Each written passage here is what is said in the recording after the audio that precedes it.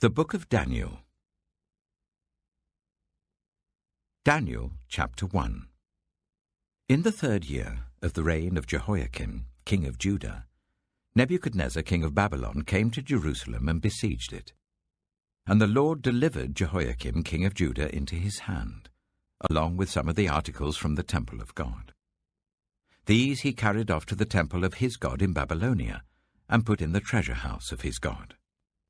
Then the king ordered Ashpenaz, chief of his court officials, to bring into the king's service some of the Israelites from the royal family and the nobility, young men without any physical defect, handsome, showing aptitude for every kind of learning, well-informed, quick to understand, and qualified to serve in the king's palace. He was to teach them the language and literature of the Babylonians. The king assigned them a daily amount of food and wine from the king's table. They were to be trained for 3 years, and after that they were to enter the king's service. Among those who were chosen were some from Judah: Daniel, Hananiah, Mishael, and Azariah. The chief official gave them new names. To Daniel, the name Belteshazzar; to Hananiah, Shadrach; to Mishael, Meshach; and to Azariah, Abednego. But Daniel resolved not to defile himself with the royal food and wine, and he asked the chief official for permission not to defile himself in this way. Now God had caused the official to show favor and compassion to Daniel. But the official told Daniel, "I'm afraid of my lord the king, who has assigned your food and drink. Why should he see you looking worse than the other young men of your age? The king would then have my head because of you." Daniel then said to the guard, whom the chief official had appointed over Daniel, Hananiah, Mishael, and Azariah, "Please test your servants for 10 days. Give us nothing but vegetables to eat and water to drink. Then compare our appearance with that of the young men who eat the royal food, and treat your servants in accordance with what you see." So he agreed to this and tested them for 10 days. At the end of the 10 days, they looked healthier and better nourished than any of the young men who ate the royal food. So the guard took away their choice food and the wine they were to drink, and gave them vegetables instead. To these 4 young men, God gave knowledge and understanding of all kinds of literature and learning. And Daniel could understand visions and dreams of all kinds. At the end of the time set by the king to bring them into his service, the chief official presented them to Nebuchadnezzar. The king talked with them, and he found none equal to Daniel, Hananiah, Mishael, and Azariah. So they entered the king's service. In every matter of wisdom and understanding about which the king questioned them, he found them 10 times better than all the magicians and enchanters in his whole kingdom. And Daniel remained there until the 1st year of King Cyrus. Daniel chapter 2. In the 2nd year of his reign, Nebuchadnezzar had dreams. His mind was troubled, and he could not sleep. So the king summoned the magicians, enchanters, sorcerers, and astrologers to tell him what he had dreamed. When they came in and stood before the king, he said to them, "I have had a dream that troubles me, and I want to know what it means." Then the astrologers answered the king, "May the king live forever. Tell your servants the dream, and we will interpret it." The king replied to the astrologers, "This is what I have firmly decided. If you do not tell me what my dream was and interpret it, I will have you cut into pieces and your houses turned into piles of rubble. But if you tell me the dream and explain it, you will receive from me gifts and rewards and great honor. So, tell me the dream and interpret it for me." Once more they replied, "Let the king tell his servants the dream, and we will interpret it." Then the king answered, "I am certain that you're trying to gain time, because you realize that this is what I have firmly decided. If you do not tell me the dream, there is only one penalty for you. You have conspired to tell me misleading and wicked things, hoping the situation will change. So then, tell me the dream, and I will know that you can interpret it for me." The astrologers answered the king, "There is no one on earth who can do what the king asks. No king, however great and mighty, has ever asked such a thing of any magician or enchanter or astrologer. What the king asks is too difficult. No one can reveal it to the king except the gods, and they do not live among humans."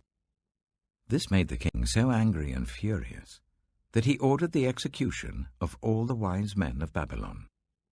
So the decree was issued to put the wise men to death, and men were sent to look for Daniel and his friends to put them to death. When Arioch, the commander of the king's guard, had gone out to put to death the wise men of Babylon, Daniel spoke to him with wisdom and tact. He asked the king's officer, "Why did the king issue such a harsh decree?" Arioch then explained the matter to Daniel. At this, Daniel went in to the king and asked for time, so that he might interpret the dream for him. Then Daniel returned to his house and explained the matter to his friends Hananiah, Mishael, and Azariah. He urged them to plead for mercy from the God of heaven concerning this mystery, so that he and his friends might not be executed with the rest of the wise men of Babylon. During the night, the mystery was revealed to Daniel in a vision. Then Daniel praised the God of heaven and said, "Praise be to the name of God forever and ever. Wisdom and power are his. He changes times and seasons. He deposes kings and raises up others. He gives wisdom to the wise and knowledge to the discerning. He reveals deep and hidden things. He knows what lies in darkness, and light dwells with him.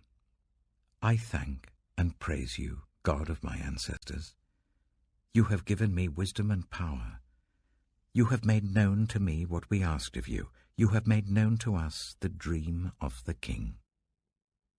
Then Daniel went to Arioch, whom the king had appointed to execute the wise men of Babylon, and said to him, "Do not execute the wise men of Babylon.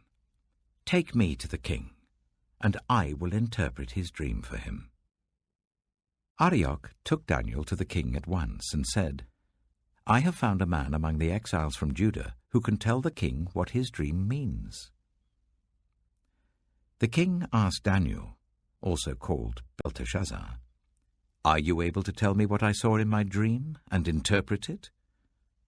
Daniel replied, "No wise man, enchanter, magician, or diviner can explain to the king the mystery he has asked about, but there is a God in heaven who reveals mysteries. He has shown King Nebuchadnezzar what will happen in days to come. Your dream and the visions that passed through your mind as you were lying in bed are these. As your majesty was lying there, your mind turned to things to come, and the revealer of mysteries showed you what is going to happen. As for me, this mystery has been revealed to me, not because I have greater wisdom than anyone else alive, but so that your majesty may know the interpretation, and that you may understand what went through your mind." Your majesty looked, and there before you stood a large statue, an enormous, dazzling statue, awesome in appearance. The head of the statue was made of pure gold, its chest and arms of silver, its belly and thighs of bronze, its legs of iron, its feet partly of iron and partly of baked clay. While you were watching, a rock was cut out, but not by human hands. It struck the statue on its feet of iron and clay and smashed them. Then the iron, the clay, the bronze, the silver, and the gold were all broken to pieces and became like chaff on a threshing floor in the summer. The wind swept them away without leaving a trace. But the rock that struck the statue became a huge mountain and filled the whole earth. This was the dream, and now we will interpret it to the king. Your Majesty, you are the King of Kings. The God of heaven has given you dominion and power and might and glory. In your hands he has placed all mankind and the beasts of the field and the birds in the sky. Wherever they live, he has made you ruler over them all. You are that head of gold. After you, another kingdom will arise, inferior to yours. Next, a third kingdom, one of bronze, will rule over the whole earth. Finally, there will be a fourth kingdom, strong as iron, for iron breaks and smashes everything, and as iron breaks things to pieces, so it will crush and break all the others. Just as you saw that the feet and toes were partly of baked clay and partly of iron, so this will be a divided kingdom. Yet it will have some of the strength of iron in it, even as you saw iron mixed with clay. As the toes were partly iron and partly clay, so this kingdom will be partly strong and partly brittle. And just as you saw the iron mixed with baked clay, so the people will be a mixture and will not remain united, any more than iron mixes with clay. In the time of those kings, the God of heaven will set up a kingdom that will never be destroyed, nor will it be left to another people. It will crush all those kingdoms and bring them to an end, but it will itself endure forever. This is the meaning of the vision of the rock cut out of a mountain, but not by human hands, a rock that broke the iron, the bronze, the clay, the silver, and the gold to pieces. The great God has shown the king what will take place in the future. The dream is true, and its interpretation is trustworthy. Then King Nebuchadnezzar fell prostrate before Daniel, and paid him honor, and ordered that an offering and incense be presented to him. The king said to Daniel, "Surely your God is the God of gods, and the Lord of kings, and a revealer of mysteries, for you were able to reveal this mystery." Then the king placed Daniel in a high position, and lavished many gifts on him. He made him ruler over the entire province of Babylon, and placed him in charge of all its wise men. Moreover, at Daniel's request, the king appointed Shadrach, Meshach, and Abednego chief ministers over the province of Babylon, while Daniel himself remained at the royal court.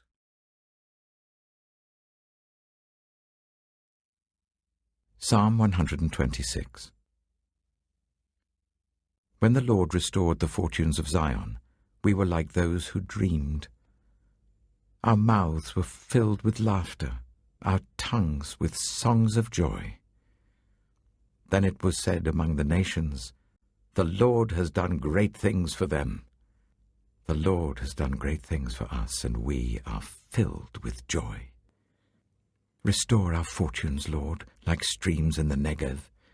Those who sow with tears will reap with songs of joy. Those who go out weeping, carrying seed to sow, will return with songs of joy, carrying sheaves with them.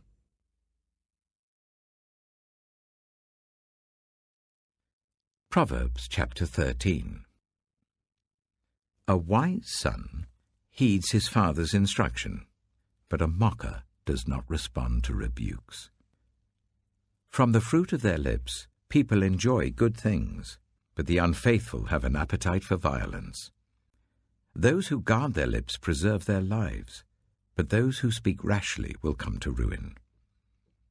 A sluggard's appetite is never filled, but the desires of the diligent are fully satisfied. The righteous hate what is false, but the wicked make themselves obnoxious and bring shame on themselves. Righteousness guards the person of integrity, but wickedness overthrows the sinner. One person pretends to be rich, yet has nothing. Another pretends to be poor, yet has great wealth. A person's riches may ransom their life, but the poor cannot respond to threatening rebukes. The light of the righteous shines brightly, but the lamp of the wicked is snuffed out. Where there is strife, there is pride, but wisdom is found in those who take advice.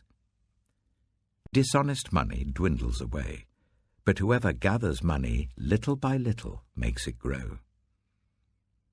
Hope deferred makes the heart sick, but a longing fulfilled is a tree of life. Whoever scorns instruction will pay for it, but whoever respects a command is rewarded. The teaching of the wise is a fountain of life, turning a person from the snares of death. Good judgment wins favor, but the way of the unfaithful leads to their destruction. All who are prudent act with knowledge, but fools expose their folly. A wicked messenger falls into trouble, but a trustworthy envoy brings healing.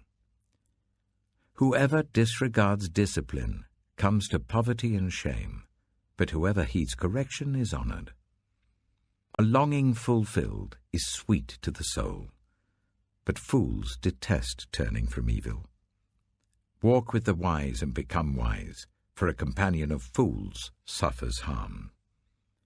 Trouble pursues the sinner, but the righteous are rewarded with good things. A good person leaves an inheritance for their children's children, but a sinner's wealth is stored up for the righteous. An unploughed field produces food for the poor, but injustice sweeps it away. Whoever spares the rod hates their children, but the one who loves their children is careful to discipline them.